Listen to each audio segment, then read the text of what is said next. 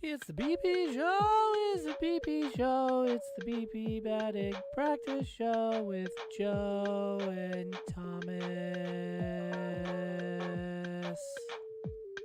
Hey, Renegades fans, we're back. He's Joe Vasile. I'm Hello. Thomas Cinzarola. 2-week road trip, 12-gamer. Joe Vasile was down there, down south in Rome, Georgia, then Greenville, South Carolina. Pretty successful road trip, I should say, for the Renegades, 9-3. Joe, just your thoughts on the team and the road trip. Well, I thought the team was great. I thought that the pitching is living up to the expectations that we thought. There was a game in Rome on the Sunday game where they struck out 19 batters in the game. You saw Drew Thorpe and Chase Hampton strike out 10 batters each in his start last Sunday and then last Tuesday. By the way, Hampton going again tonight for the Renegades. But the hitting was really what stole the show down on the road trip. The Renegades bashed, I think, is 24 home runs in the 12 games down on the road trip, including 7 on Sunday in the finale with Greenville.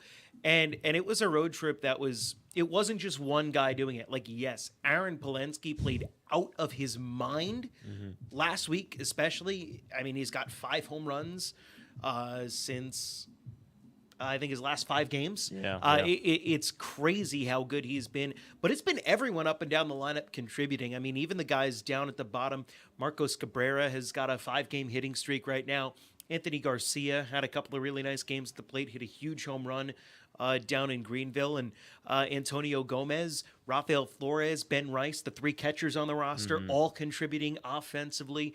It was even Luis Santos on Sunday, a pinch hit 3-run home run against Sums up the road trip. it was one of those road trips where just every single player, whether it was somebody out of the bullpen, whether it was a starter or one of the position players, everybody contributed something to one of the team's 9 wins. And they're going to continue that trend here today. Game 1 out of 6 against the Wilmington Blue Rocks, the Washington Nationals high affiliate. Let's roll those highlights, though, from Sunday. Mentioned the 7 home runs that they crushed again. Playing the Greenville Drive, the Red Sox affiliate of the Boston Red Sox. And in the first inning, they struck early, runner advancing to third.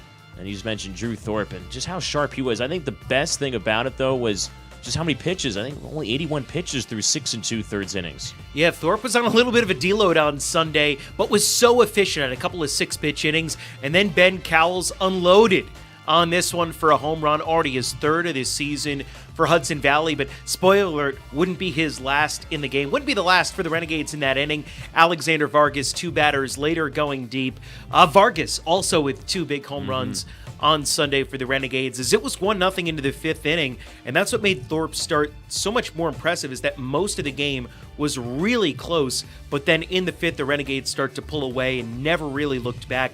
Grant Richardson with a wall ball double off the Greenville Monster, bringing Caleb Durbin in.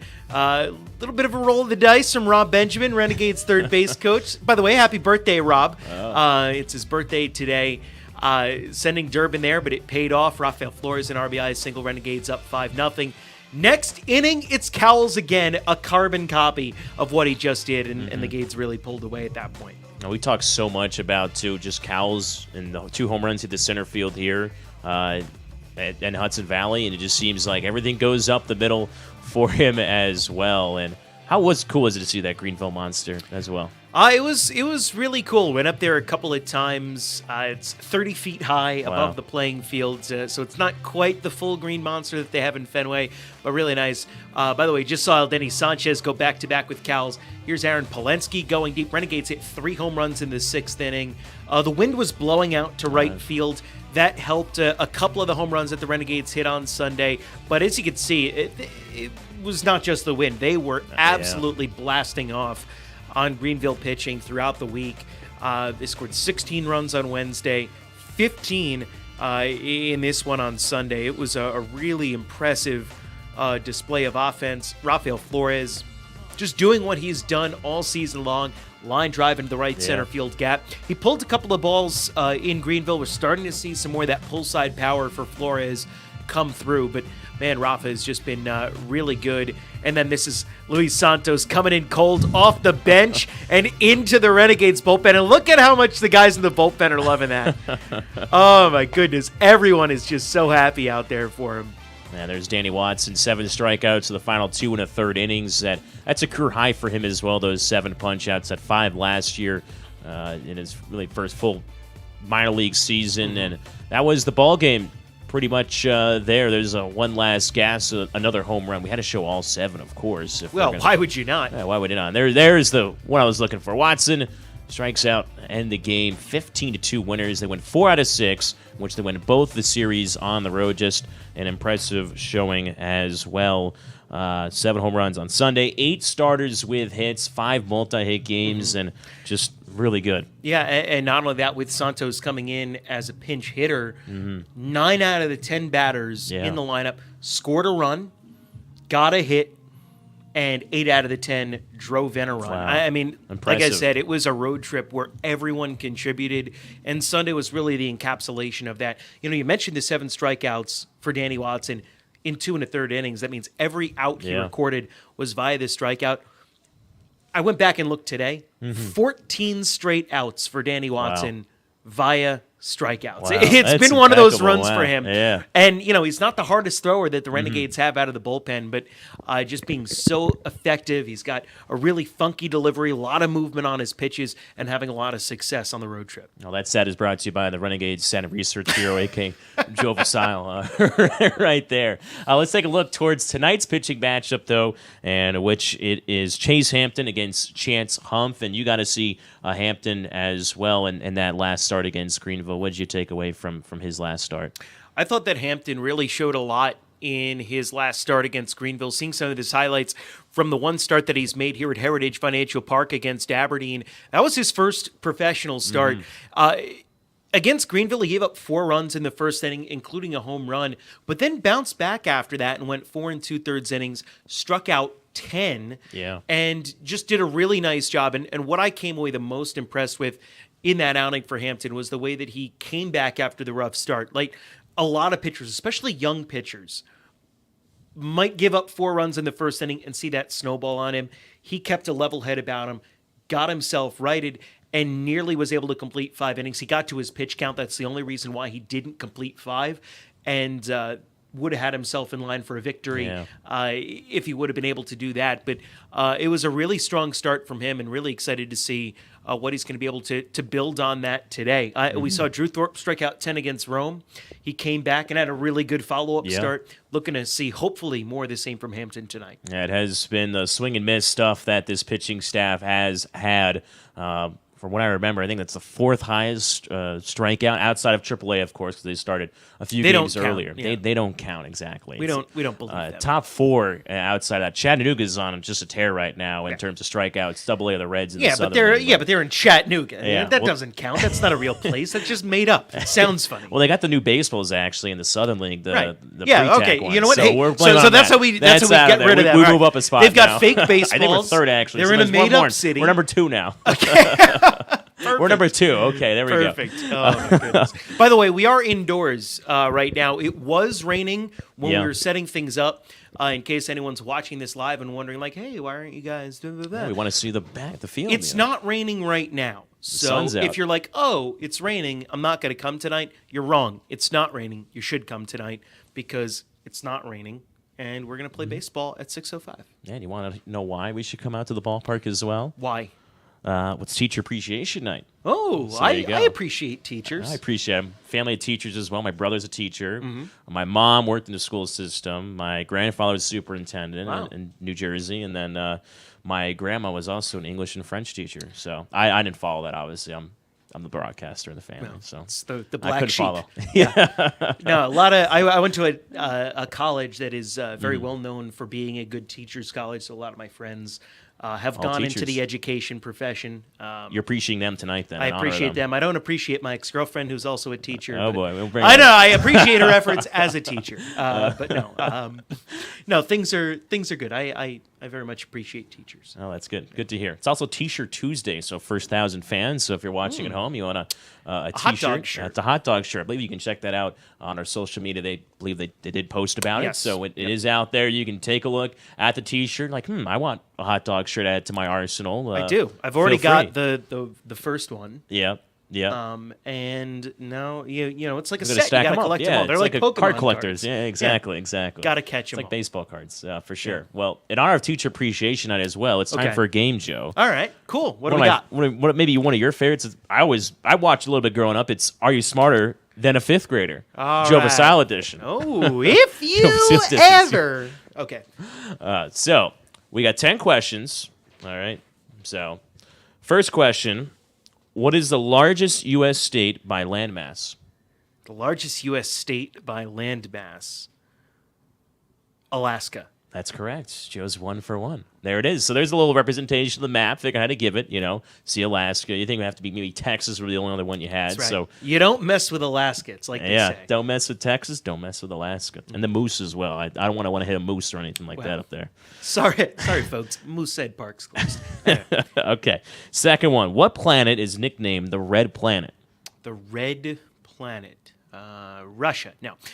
Mars. Mars, correct. Okay. 2 for 2. So those who never watch Are You Smarter Than a Fifth Grader? It usually goes first through fifth grade. Trying to So what, is that a second grade level question? Yeah, I try to mix in some of the lower level ones, but I figured, I want to try to stump Joe a little right. bit more, some more fourth and fifth grade I ones. feel like I've done figured. pretty good on these. Yeah, I feel so like you far. have. So it goes anything from science to English arts, as they call it back in like middle school, or English, whatever you want to call it. Gotcha. So I mix in a little bit of everything. Some Okay. math. What do we got? Third one, What's our next topic? a little bit more of a history geography question. The Statue of Liberty was a gift from where? Your mom. No. She might be watching. It was a gift from She might be France. watching. Hi, Ms. Cincerella. Thank you for the Statue of Liberty. It's not too far from here. France. France, good. Yeah. Okay, 3 for 3. I figured you might get those first. There's a picture of the Statue of Liberty if you're watching at home. Okay. Let's go. What else do we have? This is a math question. I'm moving away from the geography. Hopefully, it's not going to answer with my mom at the end of it. But what is the area of a right triangle that has a height of 4 and a width of 4? The area of a right triangle with a height of 4 And a width of 4. and a width of 4. Okay, so the area of a right triangle is a squared plus b squared equals c squared? Maybe? I'm overthinking this. It's 8. That is correct. It's It's 1/2 8. base times height. Yeah, sure. So there you go. Yeah, like I said, a 4 squared plus 4 b times, squared equals c a half. squared. Yeah. All right, so Joe's on a roll right now, 4 for 4. I feel like you're going to get this one. How many amendments are in the Bill of Rights? 10. That's correct. Yeah, I figured that was your history, kind of guy. So I figured there it is, all 10 of them. I was going to There you ask you go. too, maybe. Can you name all 10? I don't know. I I could probably do. get the first. You get. I the can tell you first which one's few. my favorite one, and it's Which the one? third. The third. The okay. third. No quartering soldiers soldiers. in my house. Yeah, I would not. My brother's a soldier, so I guess. Yeah, he he's cannot quartered my stay in. parents. He cannot stay in my apartment. Well, he's in You- Hawaii, so I want sorry. a quarter in his house. You That's can't where I want to go. make him stay in. My Yeah, I apartment. can't make. I'm calling Big Brother then. So. Okay. Yeah, I'm a big defender of the third amendment. Then defender of the third. Good to know. We'll talk about that on air sometime. Yeah. We'll unpack it. For sure. So 5 for 5 so far. The 100 Years more. War. Yeah, there's Okay. got 10. So. Oh, okay. The 100 Years War, the 14th and 15th centuries were fought between what two countries?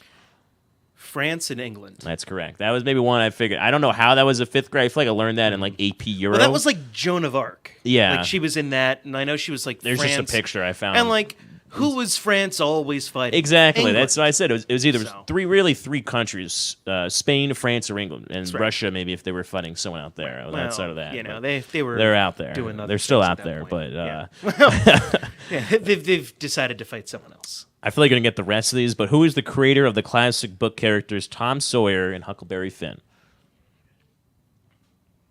Mark Twain. Mark Twain from Hartford, Connecticut.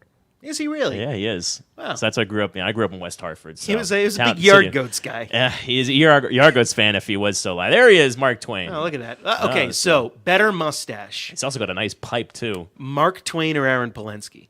I have to go Aaron Polensky, honestly. Yeah, I'm not. Yeah. I'll have to get a Throw pipe, that picture though. back up real quick. Oh, no, we can't. Okay, it's fine. It's fine. We'll just keep going. Solve the math problem. Oh, there it is. Yeah, all right. There it is. Yeah, We need a picture like that of Polensky's you. definitely better. We need a picture we like need a that. side by side, but it's all right. Tomorrow. Tomorrow. We'll figure it out. We got some time. What's Long our season. what's our next one? No, math problem. Okay, can you see that? That's a 6 on the far left Yeah. end, if you couldn't Okay, see I that. see 6 divided by 2, and then 1 plus 2 in the parentheses. I feel like this is one of those trick questions. It is. Because I remember my order of operations. Yeah, you remember PEMDAS? That's how I learned Sure. it. Sure, okay. Jersey school system must teach you yeah. differently, I guess. Yeah. We call it something else, but I don't think I can say it on the air. All right, 1 plus. So I know you do the parentheses first, so that's 3. Yep. So then you do the multiplication next. So it's 2 times 3, which is 6, and then you do the division, which is 6 divided by 6. The answer is 1. Joe, you've flundered here. It is 9. You do the division first, and then order of operations. PEMDAS, parentheses, exponents. I don't know. That's what the answer gave me online. It was 9. Well, what did you get it off of? Wikipedia? No, it's just online. It's a stumper. It was on the 9 math stumper questions. That's all they told me. One of those clickbait articles that shows up on Instagram? They are, Like, yeah, it is. That's what they told me. You have to be a genius to solve. Only 2% of people can get Yeah. all these right. I think that's a lie. I think it's We'll double check. I call shenanigans. Stats Bureau, we'll take a look at it. Moving on. That's okay. What's the Roman numeral there? X, On the screen. V, I, is that it? XVI. Okay. If you're a big X Super is Bowl fan, you would know. X is 10, V is 5, I is 6, I is 1. That is 16. 16, that is correct. There you go. 16. Okay, Joe's on a roll. Last one. A story conveying a moral lesson is called a what? This is like a children's type of... This is the English arts kind of children's question. You know, if you read any growing up. No, I have no morals. It's a big book collection of them. Story conveying a moral lesson. I mean, I know. Can I give you the biblical term? Because I know a parable is what they call it in the Bible. A parable is in the Bible, yeah. Yeah, but that We'll is take- literally we'll a take story credit. that conveys a moral lesson. We'll take credit for that. Okay. The one we're looking for that was fable. Like Aesop's Fables, the Latin writer. That doesn't. That's just A a fable? fake story. That doesn't have to have a moral lesson. That's like how the zebras got their stripes. What's the moral lesson of that? The tortoise and the hare ring a bell? Listen, I got a story with a moral for it. Yeah, what's that? I can't say it on there. It's off there. Yeah. We'll talk about it off air right now. When we come back, the Renegades Pick'em contest, chance to win tickets. You'll have to find out how to learn more.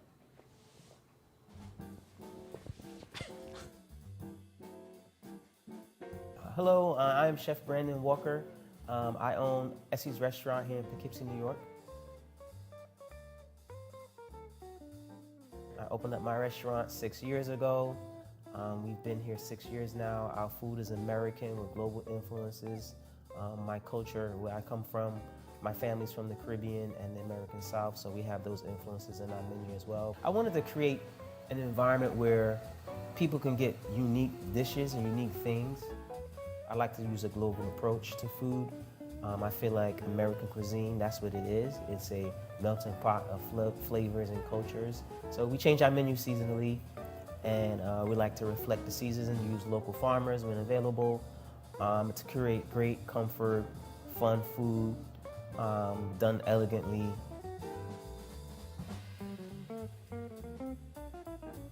This dish right here is our field peas, greens, and rice. Every menu change, I try to incorporate a vegan, vegetarian dish because we know that, plant-based diet is very heavy in our culture right now. It's inspired by Southern culture, so field peas would be black-eyed peas, sea island red peas. and we have some other vegetables and stuff in there. This dish is totally vegan. It's vegetarian. There's no animal products in it. It's totally vegan. Next, then we're gonna go to little mulled wine short rib. If you've ever had mulled wine before, it's basically wine that you put spices in and stuff like that. You serve it hot, and it's nice to drink in front of a campfire or in front of a fireplace. So we took that concept and we braised the beef short ribs with that. We paired it with some cauliflower, some roasted shallots, some broccolini, and some radicchio. Next, we're going with a homage to my culture, the Caribbean culture. This is our jerk ribs. So we take our St. Louis ribs here, we rub them with our house-made jerk rub, then we toss it in a little sherry tamarind glaze. We finish it with some sesame seeds. It's really delicious. That's one of my favorites. Next is another homage to the South, grits. I love grits. I grew up on grits. So when I was creating this dish, I said, I love grits. What if I created something where you can have grits, it could be crunchy on the outside, creamy on the inside, and cheesy too. So that's what this is. This is our grit croquettes. It comes with garlic aioli. The grits that we get it from South Carolina, from Marsh Hen Mill. We cook them till they're super tender. We finish it with cheese and butter. We cool them down and we cut them, we bread them, and we fry them. Really, really delicious. I feel like the combination of flavors, the cultures that I pull from when I'm creating food makes me very different.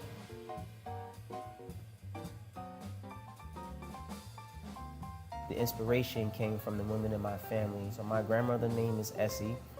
I decided to name the restaurant after her because her name is memorable, it's easy to say. She inspired me along with my mom and my other grandmother, and they just kept me around food.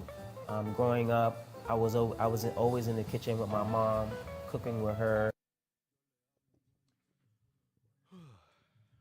That was nice. Oh, we're I'm back, hungry. Yeah. I'm really I'm hungry. hungry too. I told you I meal prepped this week for a few days, so I got some chicken fried rice ready to go sometime before first pitch. I prefer a chicken fried steak. Oh, that's pretty good too. Did you get any of those down south? I didn't. I got Yeah. a lot of steak. We ate at Yeah. Texas Roadhouse. Okay.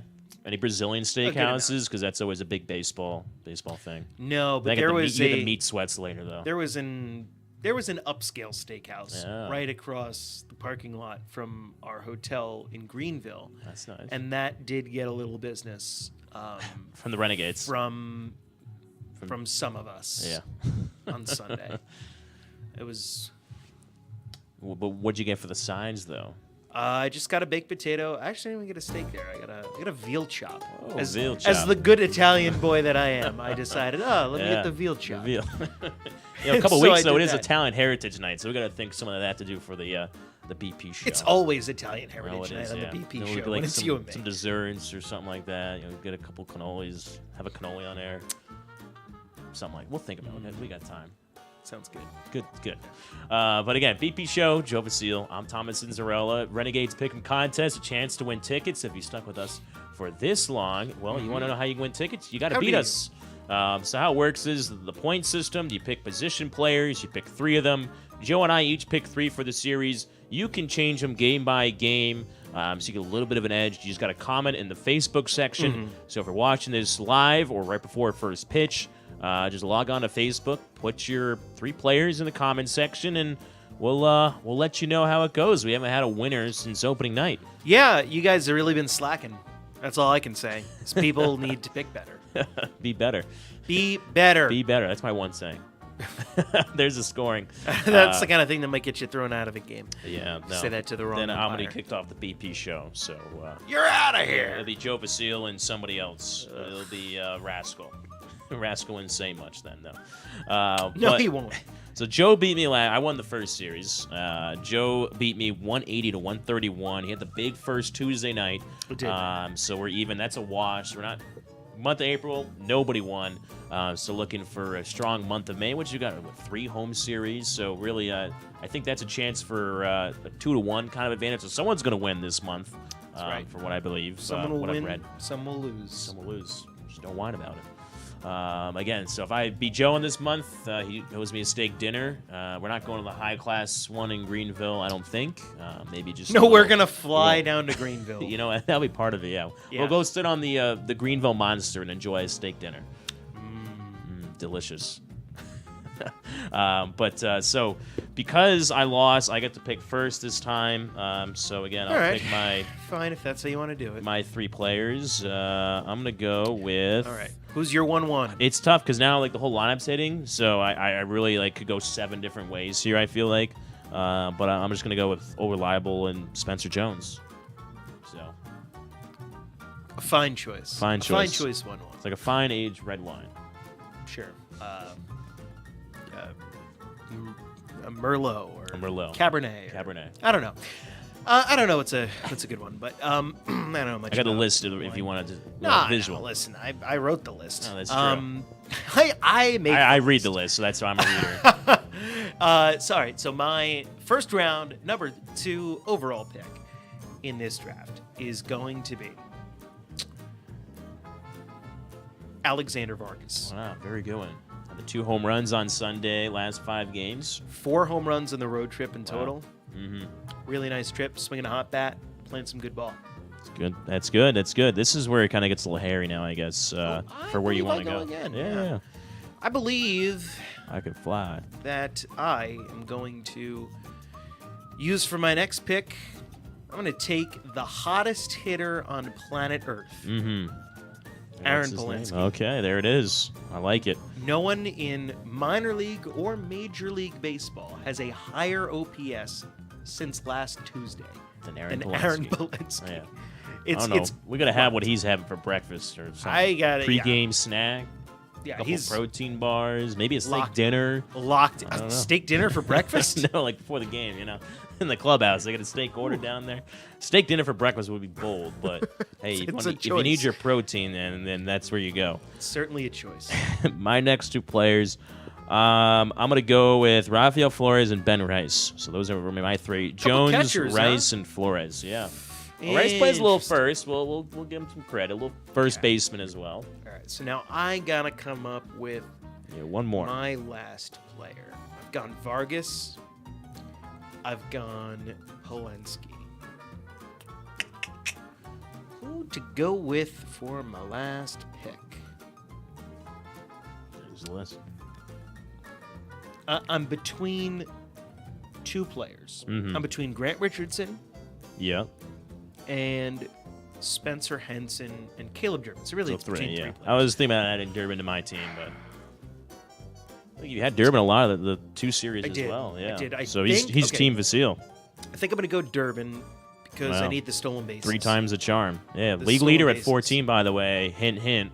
Maybe a couple steals a series. Maybe tonight. I don't know. Yeah. Richardson, I'm thinking like, all right, he's coming Got the back home. power. He's been hitting the ball well. Yeah. Last couple games. But yeah, okay. I am firmly in the camp. What did I pick? Vargas, Yeah. Polanski, Durbin. And Durbin. That okay. is your winning crew. This That is the winning crew. We'll keep you updated every single BP show. We'll keep you in the loop, and obviously, if you comment on Facebook at home, we'll give you the updates as well. And if you win, we'll reach out to you. So Yeah. and we'll give you a couple shout outs on air as well. Name, players, the whole spiel. Well, listen, we've only had one winner so far. So we want to announce a few winners. Like- we like doing so. Yeah, if you beat us, you got to beat both of us. Yeah. If you beat the both of us, then you deserve the shout out. And you get recognition. You do. You deserve it because it's clearly shown to be a big challenge. We're just so Yeah. good at this game. We're just baseball broadcasters for a reason, I guess. Yeah, it's almost like we are around the team a lot. Almost we, like we that. see batting practice. A few times a week. Yeah, I know who's hot and who's not. No. But again, 6:05 first pitch night of Wilmington Blue Rocks. One of 30 times to see him this year. It will be Chase Hampton against Chance Huff. Don't want to miss it. We'll see you right back here tomorrow. That's the BP show for today. It's the BP show, it's the BP show, it's the BP batting practice show with Joe and Thomas.